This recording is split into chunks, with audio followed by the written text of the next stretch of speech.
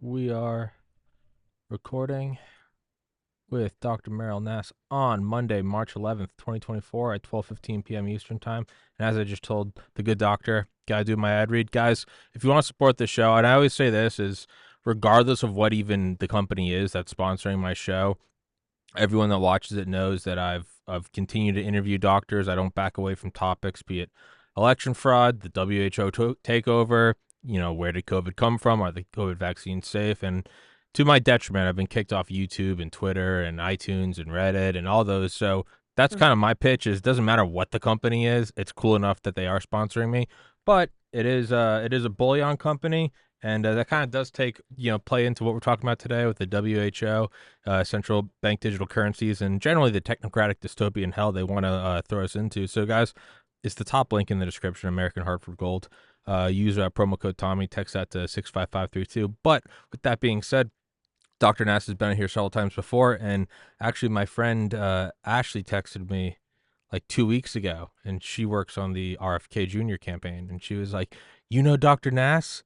And I was like, yeah, I've had her on my show before. I was like, I'm just like trying to help. And I'm like, would it be helpful if I put you guys in touch with her? And she was like, LOL. She already knows RFK. And then she texted me a picture of you guys on a plane. So that's when I texted you, and I realized it had been a while since we had gotten in touch. So Dr. Nass, could you please introduce yourself real quick, and then we'll jump into it. Sure. I'm an internal medicine physician, and my license has been suspended for 2 years for spreading misinformation and treating patients before their lips turn blue. And I am an expert in bioterrorism, anthrax, pandemics, and right now I've been working, feverishly for the last couple of years on the WHO, which is being used by globalists as an easy way to gain extraordinary control over the nations of the world. And it kind of does make it's evil, but it makes sense that it's going this route. Like looking back to World War One, very quickly see how it turns into just trench warfare and artillery. World War Two is more so air power, and then post World War Two is obviously rocket power, putting a munition on the head of a rocket and being able to launch it without a pilot. You kind of see all these different levels of forced projection going up to Desert Storm, the whole laser guided, we can hit anyone anywhere kind of thing. It only makes sense. Electromagnetic pulse. Yeah, or that, yeah. It only makes sense that as, we move farther and farther along in human history, just from muskets and spears and cannons up till now, that the latest iteration of seizing control would be through health. It's for your health. It's the thing that you can spread around the most easily. And it's again, it's evil, but you have to respect your enemy. Just like, the Nazis at first, they didn't call them, in World War One, they would call things like concentration and detention. Right when Hitler came to power, they called it protective custody. Like the evil people do get better at packaging tyranny as in your own interest. So it would make sense, right, that it would be a World Health Organization for your health, right?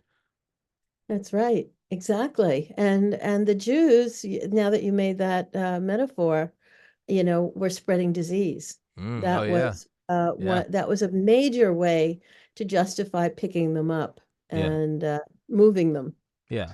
By the way, I think the WHO has an interest in being able to pick people up and move them as well. So, in the proposed treaty, they want to identify places where spillover occurs, where supposedly pandemics originate. And so that's been part of the last couple of versions of the proposed pandemic treaty that the WHO is offering. Could you define spillover? Is that as in like zoonotic jumps? Yes, exactly. So, it's where do I start? Anywhere, take it away. Let, Cheers. thanks. Okay. The WHO and its member nations, but this was started by the United States and basically by globalist authorities who basically control the World Health Organization and the UN. So they provide private entities provide 85% of the WHO budget. Really? And Bill Gates, when Trump tried to pull us out during 1 year but never made it, Bill Gates was the highest funder of the WHO at that point. So anyway, the WHO basically dances to the tune of its funders and globalist organizations. When you look back, it seems that the World Health Organization was actually set up in the late 1940s to do what it's doing now because it was created without any checks and balances, no accountability. There is no court that has jurisdiction over the WHO. All of the employees and the diplomats have diplomatic immunity.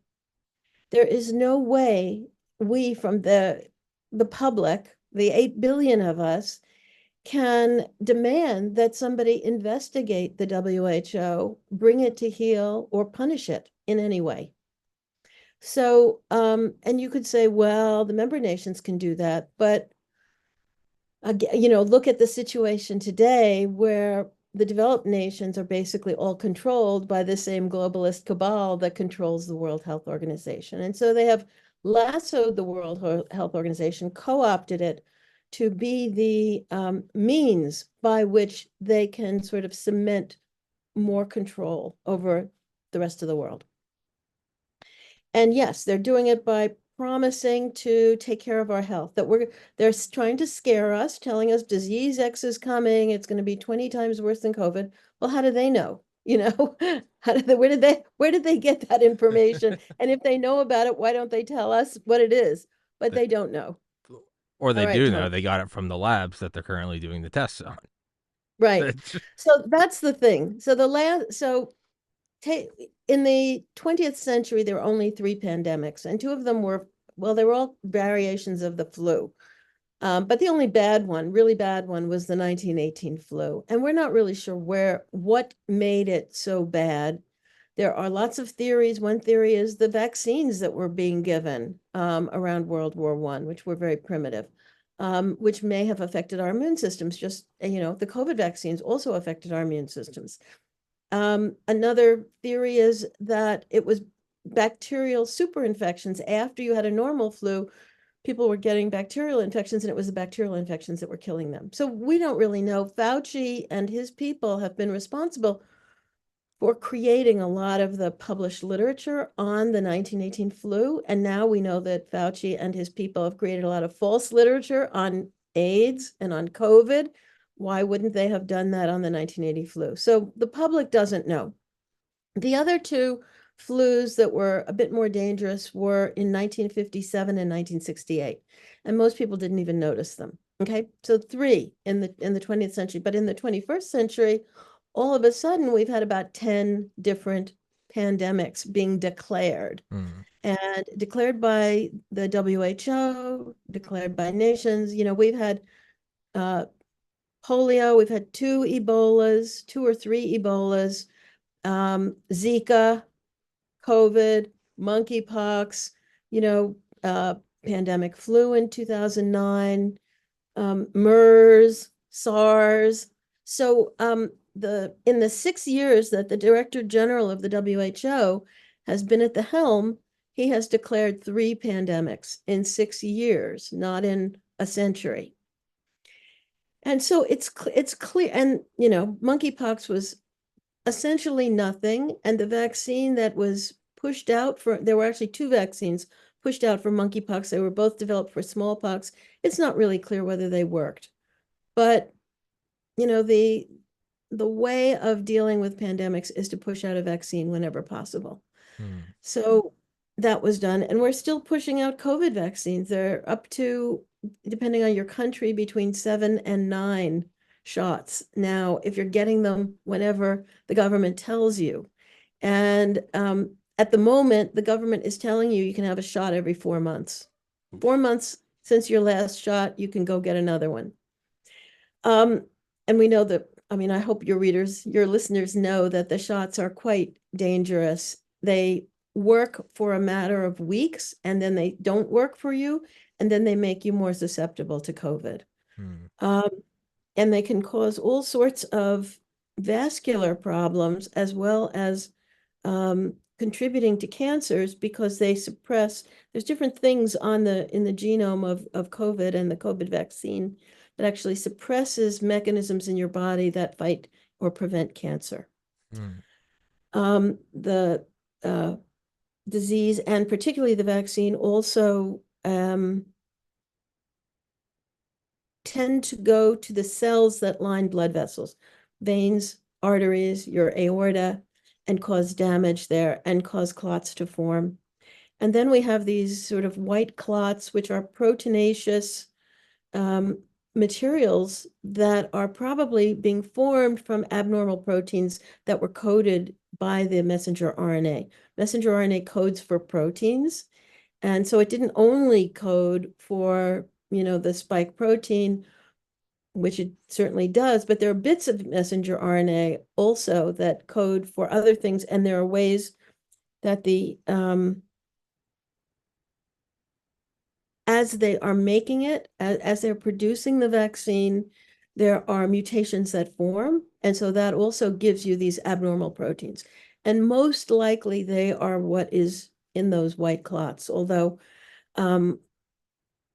it's very hard to know because the federal government has tried to shut down all the alternative labs that were looking at things like that.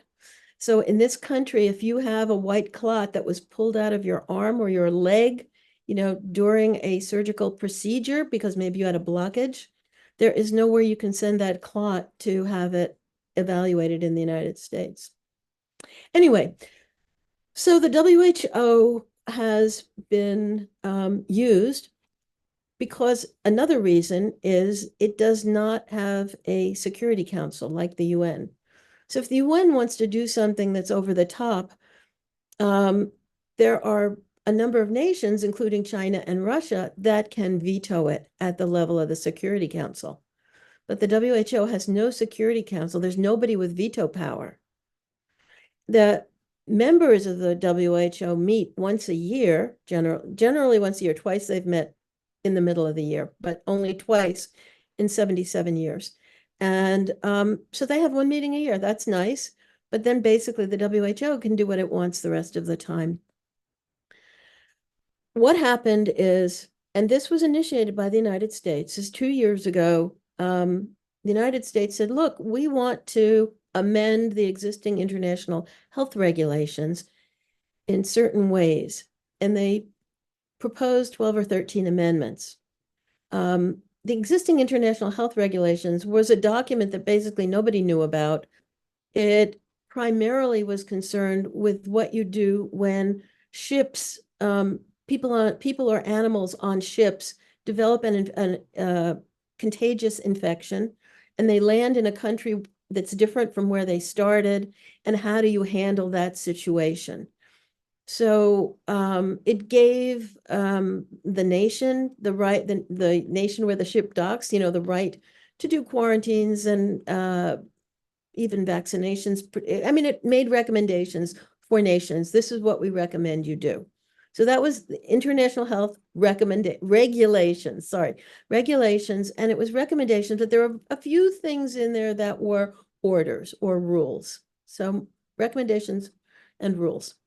But it didn't really apply to anybody. But the United States found this set of regulations and decided it could be used for a greater purpose. Hmm. So 2 years ago, they proposed various things and giving the WHO a lot more power. And the other nations looked at it. The United States got about 40 some nations to go along. And they said, look, we got 40 nations already. Look, this is a good thing. Let's just vote on it and push it forward. And there are 194 member nations of the WHO. So having about 42 wasn't really enough. And they were our friends. And they said, no, these are too extreme, but we'll give you a few of them. So the United States pulled back the others, but left amendments that would speed up the process of future amendments. So in other words, up until now, it took 2 years. Any amendment that you added to these regulations would take 2 years to go into force, and a nation would have 18 months to say, wait, we don't like it, we're getting out. And if you didn't say it within 18 months, you were stuck. And if they passed this at the WHO and it needed a 50% vote, every nation that hadn't said, we're getting out, was bound by these new regulations. What the US said is we don't want those time periods to be as long as they are. We'd like nations to only have 6 months to get out and a year before they become active. And so that they couldn't get the 6 months. They got nations to agree to reduce the 18 months to 10 months, and they reduced the 24 months to 12 months. And that was passed in May of 2022. What that means is that the amendments that are coming up for a vote this May in 2 months, nations will only have 10 months to reject them if they want to, and they'll go into force 12 months later. All right, so what are they? Why is this important? You know, it sounds very technical and trivial. Well, actually, they've changed this document changes the entire character of the WHO from a charitable organization that gives advice and helps you if a ship docks with an infection to an organization that is basically going to govern public health around the world, govern speech regarding public health, free speech around the world, and expand its purview from not only human health to animal health, plant health, and ecosystem health. So the Director General of the WHO will be able to declare a public health emergency of international concern if he thinks an ecosystem is at risk, or a species may be becoming extinct, or climate change, or gun violence. All of that is now within public health. And he would be able to declare the emergency and then tell you whatever he thought or she thought. This is Tedros Adhanom Ghebreyesus, a politician from Ethiopia, not a physician, has a PhD in community health of malaria, I think. I didn't know that. He's not a physician. He's the first director of the WHO who is not a physician. And I think that was deliberate. I think they wanted to get the African countries to go along, so they wanted an African. And they wanted somebody who didn't know what he was doing in terms of medicine to go along, because for instance, for COVID, remember, the regimens that were recommended by the WHO for COVID caused more deaths than they saved. They didn't save people. So they needed somebody who wasn't a doctor, who wouldn't really recognize that at first and would go along. So anyway, that is what the international health regulations amendments are going to do. Change the entire document and make it a way to rule the world over health. Because if you think about it, ecosystems is the whole world. That is. Now, in addition to that, that wasn't enough, because the masters of the universe who run the WHO, they didn't want to pay for it. They might be billionaires, but they wanted us to pay for all this. And so they created another document called the Pandemic Treaty that talks about all the infrastructure that would be needed. The fact that actually both documents talk about this, but the treaty more. The fact that they're going to need these new organizations, they need the World Bank, they need to get lots and lots of money, but they don't tell us how much. But people have postulated 30 billion a year, 100 to 200 billion to set up this whole pandemic preparedness and response program globally. And they don't really tell you what they want to do with the money, but what they want to do with a little bit is to create the WHO BioHub and the Pandemic Access and Benefit Sharing System, which means nations are supposed to go out and find potential pandemic pathogens. So go into caves, swab the bats, the pangolins, and everything else. See if you can find some viruses that might cause a pandemic. Do it safely, we hope, in the middle of Africa, do it very safely. And then send us samples, send the WHO samples. Now, I don't know how you're going to do that, because these are biological warfare agents, right? These are agents that can start a major pandemic around the world. Why would you want to collect more of them? The WHO wants to have a library of these agents, demands that every nation sequence them, get study them in a high containment lab, which is something that leaks all the time. and send the sequence data to the WHO, and they will share the samples and the sequences with universities, research centers, and pharmaceutical companies. And if a product is made, then they will share the financial benefits with the nation that presented them with the specimen and the sequence. Now, why would you want to put a sequence online? Why would you demand that these countries everywhere in the world have really, they're asking for 200 more high containment labs to be built and scientists to be trained to study these pandemic pathogens. And in the version of the treaty that came out on February 14th, it said that the WHO Director General would hand pick scientists who would then supervise gain of function research. So gain of function research is actually taking these biological warfare agents and making them more virulent, more transmissible, or both.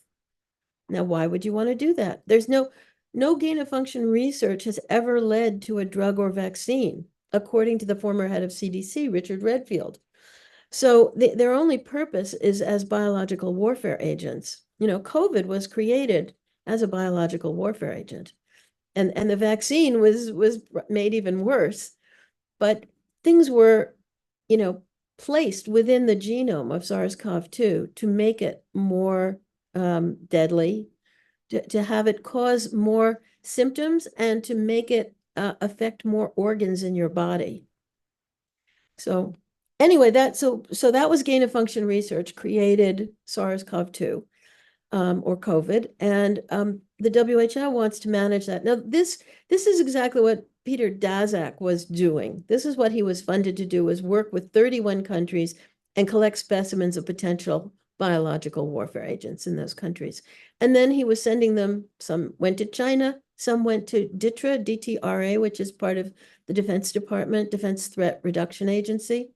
We don't know. I don't know what he did with the rest. I think it needs an investigation, but nobody in Congress, you know, is really interested in finding out what we were doing with all these things, because we were probably breaking the law. So anyway, so we've got a pandemic treaty and massive amendments to the international health regulations, and both of them are going to be voted on at the WHO in May. And they both ignore the fact that we have something called the Biological Weapons Convention that was attempting to ban the development of biological warfare agents and the production of them, et cetera. And the United States is a signatory. We initiated that treaty in 1972. None of these WHO documents at all mentions the Biological Weapons Convention, because it's a thorn in their side. It's a way to stop them from doing what they want to do. So they pretend it simply doesn't exist. So what do the people of the world need to do about this? Well, in the United States, we are very lucky. We have something in the Constitution that says any authority that wasn't given to the federal government specifically in the Constitution reverts to the states or the people. That's the 10th Amendment. And so what we are doing is encouraging people at the state level, governors, attorney generals, and members of the legislature to say, look, publicly assert, we do not plan to obey orders from the World Health Organization, because the federal government cannot turn over the governance of the people's health to the WHO, because it doesn't have it. That is rested in the states. And so we are going to keep governance of healthcare and public health at the state level. Thank you very much. And we are not going to go along with any WHO. So what my organization, Door to Freedom, which I created last year to fight this whole WHO takeover, we have a model resolution for states, or states can write their own resolutions. There are 12 states now that have a resolution that's been tabled, but none have been passed, a resolution or a bill. And we are encouraging state legislators to take this on. A resolution is easy to pass, doesn't require any money. It's simply a statement that your state is not going to go along with an unconstitutional power grab by the WHO, and you're going to protect the health of your citizens at the state level. So anyway, I would urge people to go to the doortofreedom.org website, learn about this, download our materials, and work with us to fight this. Now, overseas, there are other things that can be done. The WHO has broken many of its own rules. And so for instance, they were asked by 12 members of the European Parliament, where is the evidence you actually took a vote on the amendments that the US provided in 2022? It appears there was no vote. And that's a problem because they're required to have a vote. So there are other things. They are required to show the amendments 4 months ahead of time to the nations. They haven't done that. We just got a copy this weekend. It's March. They were supposed to reveal them in January. There are many other ways that the WHO doesn't follow its own rules. And so members of parliament in various European countries and in other countries are demanding that the WHO answer questions, that their governments tell them, why are they negotiating this treaty? And in fact, are they negotiating it? Because the European Union, which is not a member of the WHO, is attempting to negotiate it for its members. The European Union wants to get all its 27 member states to go along in one go. And even though the European Union did not actually have an acknowledged high competency in health, it's suddenly insisting that it's got that competency and it's going to use it, and the WHO and the EU will work together on this document. So anyway, there are things that can be done around the world depending on your constitution and your lawmakers. I've traveled in 8 European countries in the last few months and spoken with members of parliament and the public. And there is growing concern, but it's mostly the minority parties, not the majority parties in parliament.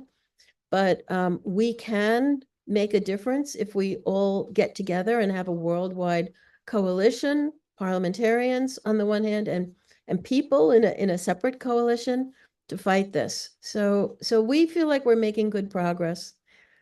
What would you like to ask, Tommy? So I want to ask you about the one. I thought it was funny. I misheard one part when you said people or animals on ships. I thought you said people are animals on ships. I was just thinking of Spring Break, and I was like, yeah, they really are. They do devolve. But the private funding, I didn't know that 85% of the WHO's funding came from private sources. So talking about Bill Gates picking up the tab, I had no idea. I mean, like, I don't know, something like NATO where it's changed with the Ukraine war, but it's mostly the U.S. That's also a disproportionate amount of leverage the U.S. has. We kind of control what NATO does because it's mostly us wearing a NATO hat. But with the WHO, you would then take that same logic that's applied to NATO and apply it to that and say, well, it's those who foot the most to the bill, right? Those who Right. are going to pay for most of the dinner get to choose what restaurant. So is there a way to find out, is it listed? Is it fully disclosed who all the private funders are? Is there a way to find that out? Yeah, there is a list. It can be a little hard to find. What they don't list, or what I have not been able to find, is so the list includes, of course, Bill and Melinda Gates Foundation, Gavi, and CEPI, who are spin-off NGOs that Bill Gates started. There are nations which usually are donating money so that you can buy something produced in that nation by one of their companies. And there are pharmaceutical companies, and there are odd organizations that you wouldn't expect, like the Chamber of Commerce or other UN agencies. So they give money to each other. The World Bank, for instance. So the World Bank, stands to make a lot of money on financing this new pandemic preparedness business. If it really, the WHO actually paid some company to estimate what it would cost, and they estimated 100 to 200 billion to set up the worldwide pandemic preparedness biosecurity agenda.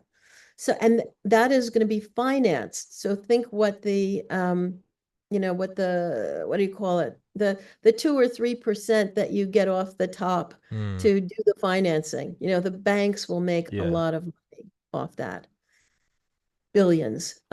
So it's good news for the world. The World Bank, they've already set up a joint WHO World Bank system for collecting money for this process. But in every draft of the treaty, they change the way it's going to be. They change the name. Nations have not agreed. Everyone wants a piece of this pie, but they want a fair piece. If nations are really going to go along and share lots of things, they want a good payback.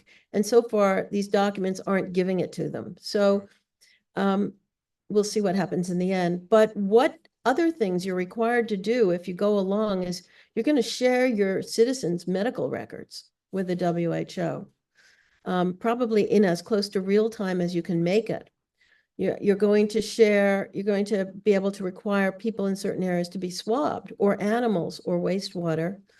And nations are required to perform surveillance of their citizens' social media presence and censor any messages. So they have to censor misinformation, disinformation, and infodemics that disagree with the WHO's health narrative. So all of these things are required, and in many drafts, in all the recent drafts, these have been required. Another thing that's required is that nations have to put laws into place so that they can roll out emergency use authorized vaccines and drugs. Mm. So they want to be able to make vaccines develop them in 100 days, manufacture them in 30 more days, and roll them out to the public. Now, the first COVID vaccine took over 300 days, and look at what a mess that was. It normally takes 10 to 15 years or more to develop a vaccine, and show that it actually works and it's safe. You can't, the vast majority of vaccines fail during that process. So if we can guarantee to manufacturers that their vaccines are not going to fail, that, we're going to have 100% going forward because there's no time to test them for safety, they're very profitable now, but they'll become extraordinarily profitable. And so the person who invented CEPI, along with its Coalition for Epidemic Preparedness Innovation, is a guy named Jeremy Farrar. He was the head of the Wellcome Trust. So he and Bill Gates created this organization at Davos in 2017.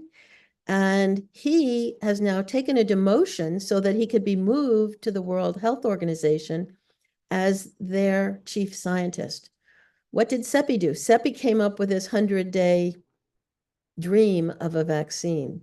It's the dream of the Wellcome Trust. The Wellcome Trust is invested mostly in pharmaceutical companies. It developed from, Sir Henry or something Wellcome, who had Burroughs Wellcome, a pharmaceutical company. Money is what created the Wellcome Trust. And, it's the biggest funder of biomedical research in England.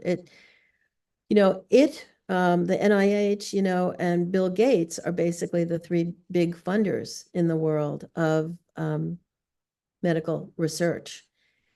And they do a lot of investing. These are big, the Bill Gates, and they do a lot of investing in the pharmaceutical industry, so that they usually join the research end with the investment end. So they make sure that they are investing in things. They do the science, they pay for the science to make their investments more valuable. I guess that's what I want to say. Mm. So the WHO is tied in, like this, with the pharmaceutical companies, the Wellcome Trust, the NIH, the CDC, the Germany, the UK governments, and these other entities that fund it. Like another one that funds them very much is the organization. What is it? It's an organization that have it in almost every town in the United States, and it funds polio work. It's the business people, the Chamber of Commerce. Okay. The Chamber of Commerce gives the WO a huge amount of money. And then the Chamber of Commerce gets money from the Bill and Melinda Gates Foundation. Isn't that interesting? So who's orchestrating? I mean, because a lot of it, I would assume, it doesn't make it right. It's like that quote, no one raindrop thinks is responsible for the flood. A lot of people, I would imagine, not to let them off, but they're just pursuing it, whether it be vaccines or cars or planes or compute. They're pursuing a paycheck. It's some dude Yes, on some financial board of yes. directors who's like, I fiduciary responsibility. He's just doing his thing and making money. Who's actually pushing all of this? It's because at the very top you can see it is coordinated. There does seem to be a ruthless march towards full spectrum What the control. WHO is doing, if you read all these documents, the UN is pushing the same thing, the G7, the G20, the European Union, and the World Bank, and it's all about global governance. Mhm. And it's all part of the Sustainable Development Goals, Agenda 2030. They want everybody to have a vaccine passport, which is a digital ID, and they want you to put money in your digital wallet, which comes with it. So the EU gave WHO the vaccine passport that they paid for and developed, and it has a functionality to handle all your money. And so the WHO is pushing that out around the world, saying people need this. Of course, we don't. Um, and the goal is to make everybody more able to be controlled with that.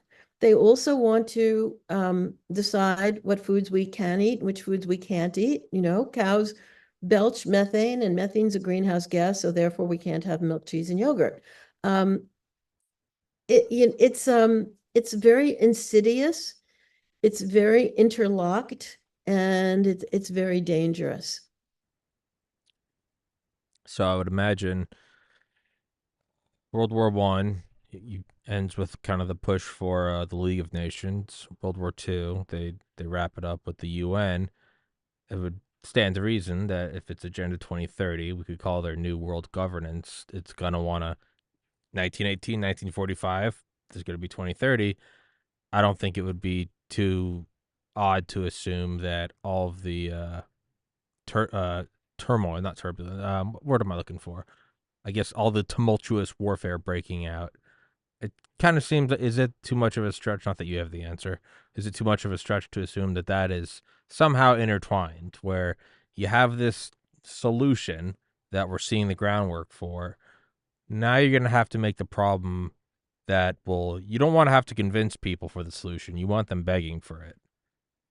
It seems like it stands to Right. reason that World War III would bring that in quite nicely.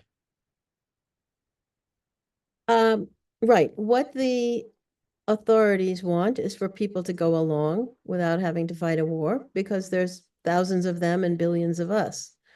So I would say that it's critically important for them to control information. They're very worried about free speech. We do have a First Amendment.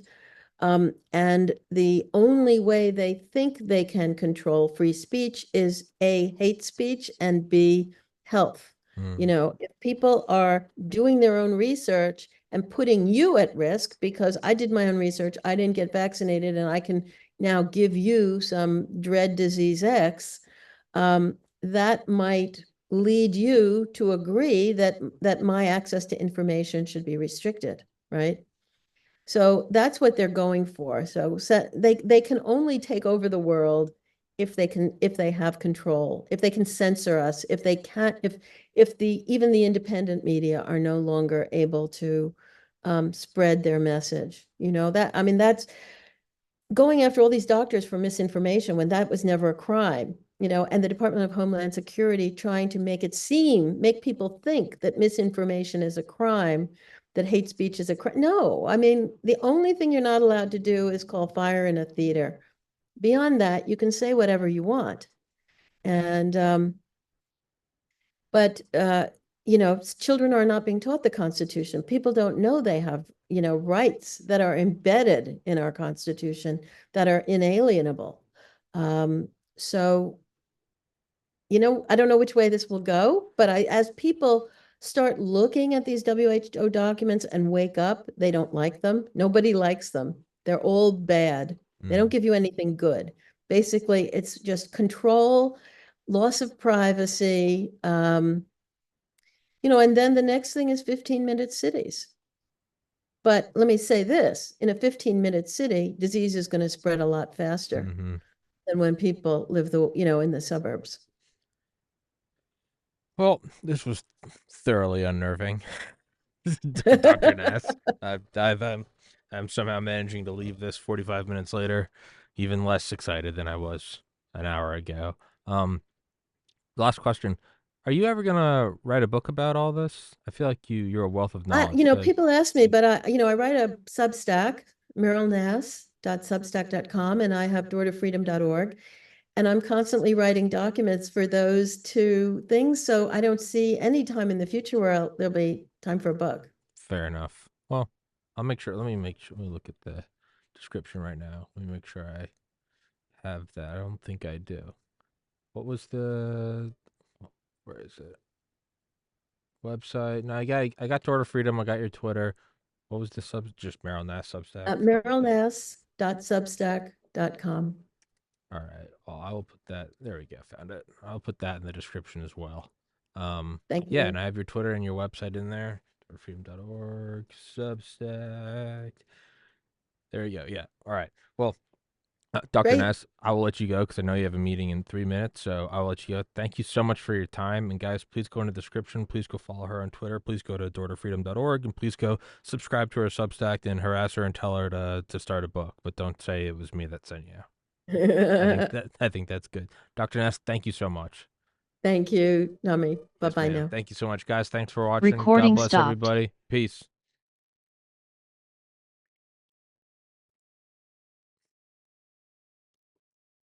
And for y'all still watching, I hope you're still watching. Yeah, that big yawn. Hold on. Turn off that air conditioner. I gotta run it while I do podcasts. Keeps the equipment cool. Yeah, guys, please go to American Hartford. Encoding overload. Concerned what the fuck? My OBS is acting up. Please go to American Hartford Gold. If you use promo code Tommy, you get a chance to win $5,000 in silver. So this right here that I'm holding is 100 ounces of silver. I think it's like almost $3,000. Here's another one. These things are massive. These are ridiculous, and they look cool. And again, I say it all. So it's almost two of these. If you go use promo code Tommy, you'll almost get two of them. They also look cool. In a world where the grid goes down and they're just roving bands of warlords, we will revert to our caveman genes and be attracted to shiny, heavy things. And with this, you will be not only can you kill someone with it, you will be a warlord. You will be some form of demigod. Um, you know, After I imagine what will be a a buildup of conventional weapons followed by probably some truly sci-fi defying latest generation thermonuclear weapons, orbital strikes, EMPs, hypersonics out the ass. Like it's gonna be a very cool World War. I mean, we're all gonna die, but it's gonna be a real deployment of classified. You're gonna see what that 800 billion a year has been doing for the last 5 decades. You're gonna see that 2.3 trillion that went missing on September 10th, 2001. You're gonna start seeing some crazy weapons come out. That's the whole reason for the laying the soft disclosure of UFOs. It's so when we end up in a hot war with China and there are visible spectrum cloaked crafts going at Mach 30 through the Yangtze Valley in particle beams from geosynchronous orbit 40,000 miles up, just vaporizing people in Beijing and Moscow. It's gonna be a fascinating war. But on the off chance you survive, which I won't, as we just talked about with Dr. Nass, free speech and personal research and independent thought will be the first thing. So I'll be boiled alive in during the opening shots, which is it's whatever. I've had a good life. I've had fun. I'm not too concerned about it. But for you guys who have families or whatever, maybe you're not ready to die, you're gonna want to have some sort of bullion. And also because in cruise missiles, in the nose cones of cruise missiles, there's 500 ounces of silver.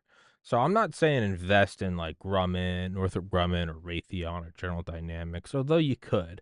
I personally can't bring myself to, as cool as I think they are, because I think there's probably a non-0% chance that heaven and hell are real, and I don't want to have invested in the military industrial complex, and made money off of it. But you know, if you buy silver, in a way, you still kind of are investing in it without really investing in it, like because silver is used and it's vaporized, so it's not recoverable. It's not profitable to recover it. So I guess what I'm getting at is World War III is coming.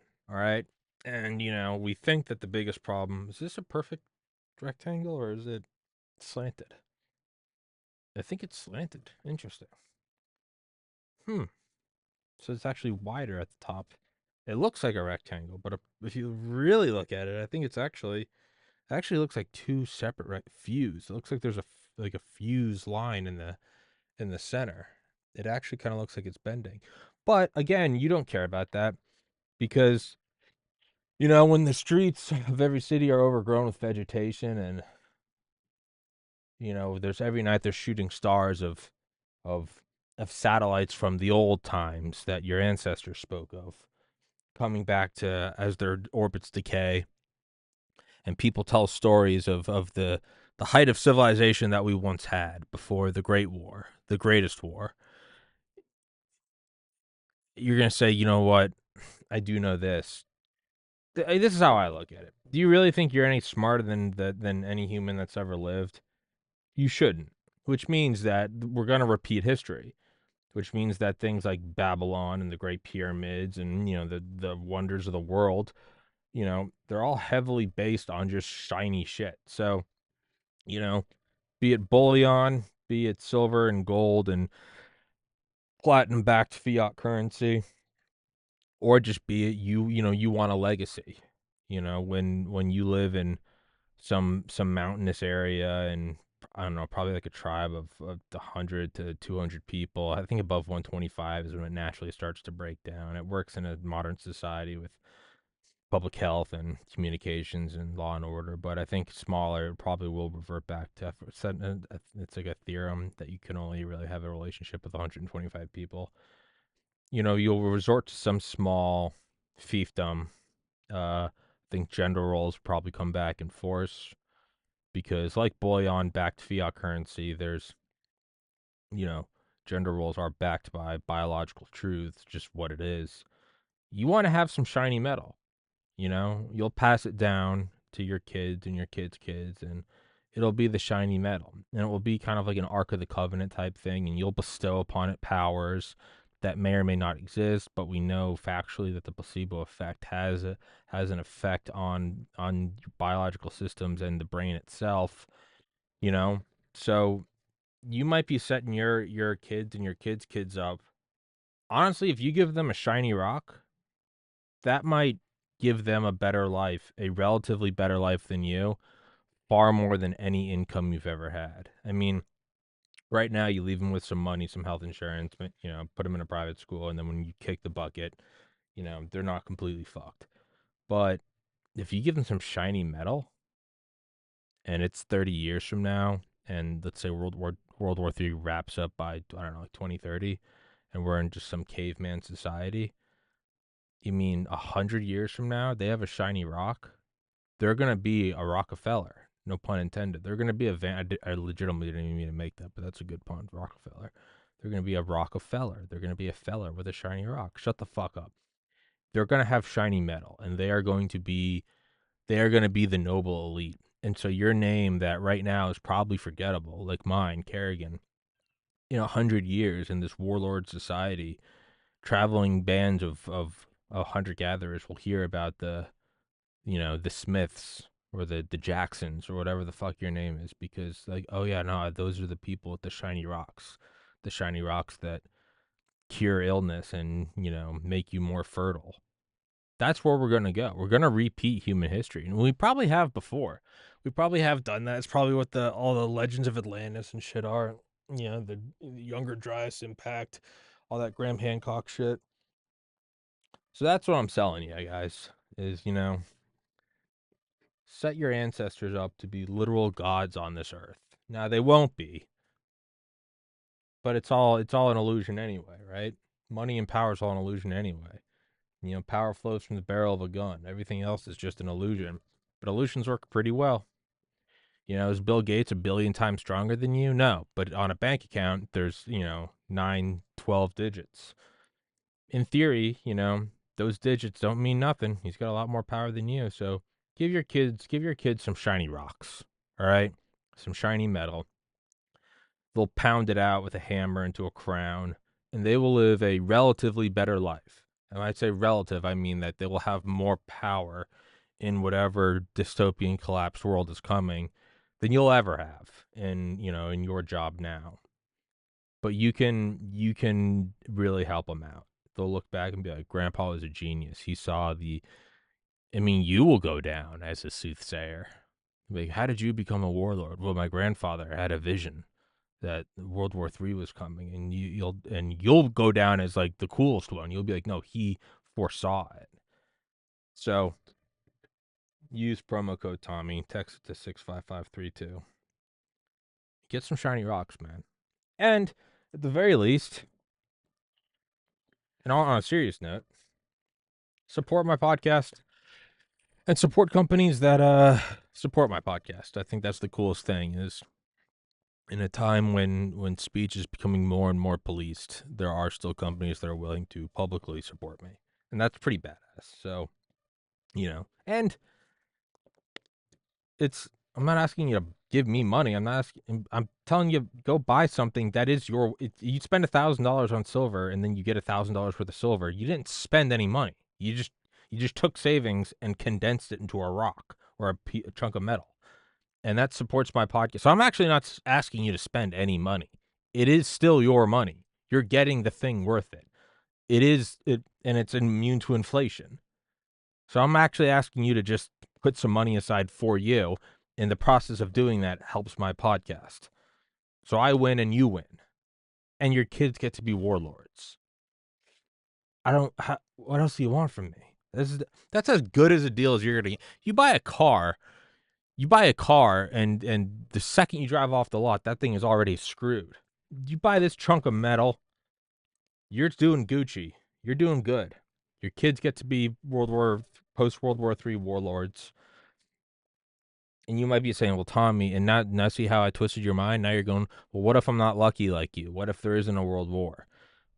Well, then, on the off chance that there's peace, I'm sorry, but on the off chance that there's some peace, oh no, you're just going to have your money in a different form that's immune to inflation. And also, it's immune to your dumbass not being able to save money.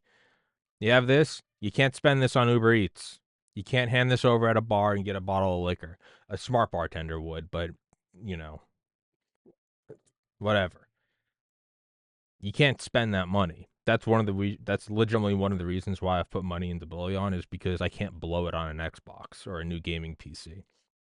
It's a long drawn out process of, like in college, I used to leave my debit card at home and I'd just bring cash because I knew that when I got really drunk, I'd want to buy all my friends shots with money that I really didn't have to spend. So I would leave it at home and I'd screw myself over and I'd be like, fuck, why didn't I bring that debit card? And the next morning I'd always wake up so psyched that I didn't have it. I'd be like, I only spent $20. That's awesome. Because if you only have $20, you find a way to survive off $20. There's a great quote I remember hearing about some fucking scam artist, but the quote's still good. Is he goes, isn't it interesting how you make just enough money every month to survive? Isn't that interesting that you manage to make just enough? And as your income goes up, so do your expenses. What an interesting thing. So one of the reasons why because when I invested in E-Trade, it was so easy to just sell a share of Tesla or Apple and then immediately withdraw it. And then there was like, a little transfer fee for the instantaneous transfer, but you could get money really in like a minute. You could take the savings, sell it, transfer to your bank, you lose 1% off the top, but you could have your cash immediately. Bullion's a lot harder to do that. You got to take it somewhere. They're going to test it to make sure it's real. It's a pain in the ass. And what it does is it stops you from making snap decisions. So I'm not even kidding. If you're like me, you know, I work out every day, and I also don't keep a lot of food at my house so that I can't eat it all and gain weight. So I kind of cut myself off at the pass. So you know, you go put 3 grand into this. You can't just whip out 3 grand and go, I want a new gaming PC. You gotta go, you gotta look up a place to sell it. Where am I gonna sell it? Where am I gonna get the most money under spot? Am I gonna just am I gonna find like a bullion retailer? Or am I just gonna go to am I gonna go to a pawn shop and where I'm gonna take a big haircut on it? So if you're like me and you have impulse problems, which I think most humans do, buy a giant chunk of silver. This is here, and if I really, really need it, like, oh, I don't know how I'm gonna make rent the next 6 months, then you take it and you go sell it and you get your money. But if you're just like, oh man, I really want a new RTX 4090, do you? Do you? If I have the money, maybe I do get it. Maybe I'm drunk and I'm like, fuck it, let's ball. Or you're stuck here with this brick of silver and you go, oh yeah, and I mean, if I want it tomorrow, I'll look up a place to go sell it, and then the day passes, and you're not one, and next thing you know, 3 years have passed, and you've been throwing away a couple chunks of silver in your safe for 3 years, and now one day you look at it and you go, holy shit, I've got 10 grand, and then if you're smart, you go put it in a safe deposit box at a bank. You don't keep it in your apartment because you have a podcast, and you never know who's going to try to find you and hit you because it's a soft target. Joke's on you. I don't have anything of value here. Most of the value in this studio are the sound panels. Those are probably the most expensive thing in here, are all the sound panels. Um, yeah, so American Heart for Gold, 65532. Go text Tommy to it. Go help me out. And I'm literally, you get your money. You put $1,000 in, you get a piece of silver worth $1,000. What other product do you get from like that?